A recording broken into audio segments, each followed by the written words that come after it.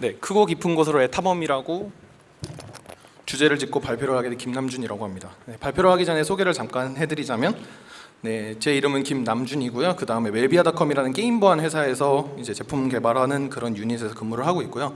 주로 이제 데브옵스라든지 그런 쪽을 담당하고 있습니다. 그리고 학교는 2년 다녔는데 2년 8개월째 휴학을 하고 있습니다.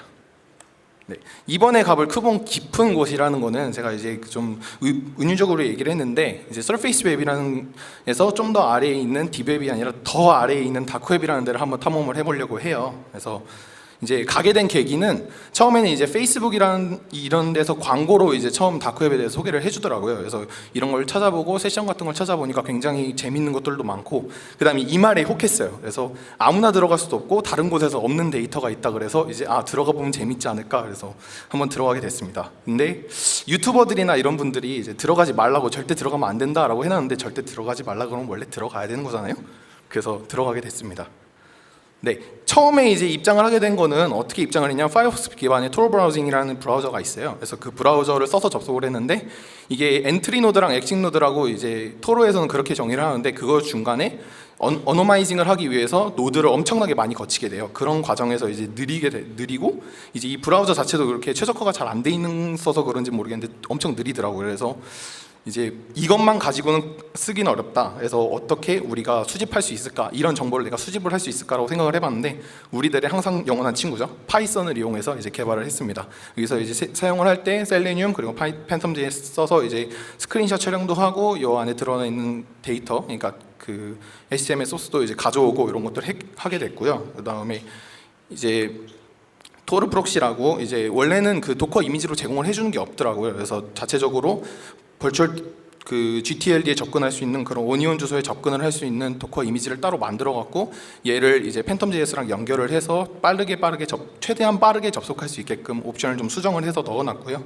그 다음에 수집한 도메인, 그 다음에 비트코인 월렛들 정보, 그 다음에 서버들 정보 같은 경우는 전부 다 엘라스틱 서치에 일단 박아놨습니다. 어떻게 돼 있는지는 잘 모르겠고, 어떻게 뭐 최적화 이런 건 생각을 잘 안 하고 일단 박아놨습니다.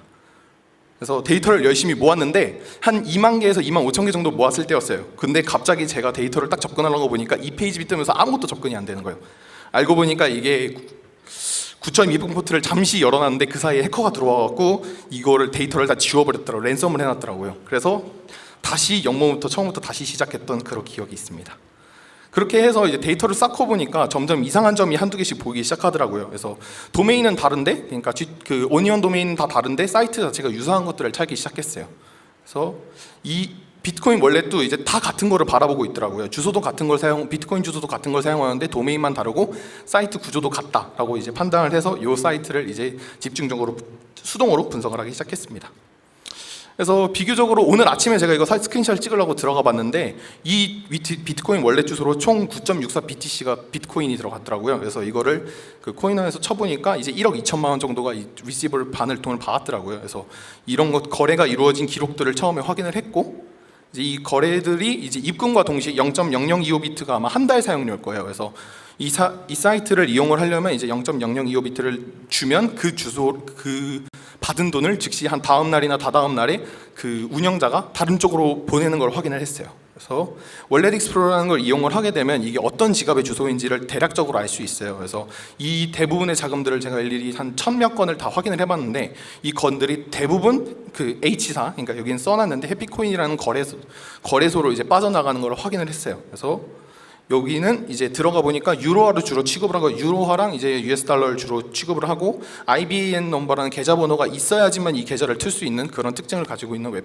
거래소였습니다. 그래서 아쉽게도 솔직히 말해서 여기 이후에는 저희가 개인이 할 수 없는 영역이라서 여기까지만 하게 됐고요.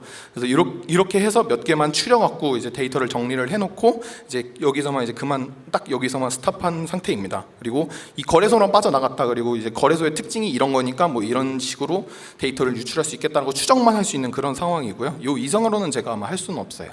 그래서 IBAN이라는 거 자세하게 잠깐 설명을 드리면, 요거 같은 경우는 유럽 거주자들만 이렇게 받을 수 있다고 제가 위키피디아나 이런 데서 찾아보니까 써있더라고요. 자세한 거는 이제 좀 더 찾아봐야 될 것 같은데, 이렇게 유럽 거주자들만 받을 수 있고, 그 다음에 우리가 쓰는 스위프트랑 좀 더 다르다라고 이제 넣어놨더라고요. 그리고 이걸 통해서 이제 자금이라든지 만약에 우리가 뭐 토로라든지 이런 데서도 자금을 받거나 그래도 실제로 우리가 이 자금을 다른 데서 쓰려면 거래소를 거쳐야 되니까 잘 추적하면서 쓸 수 있을 거라 생각했습니다. 네, 마지막으로 저희 회사 사람 뽑고 있고요. 이제 해킹 돌방용 팟캐스트를 이제 해주실 분들을 모집하고 있습니다. 감사합니다.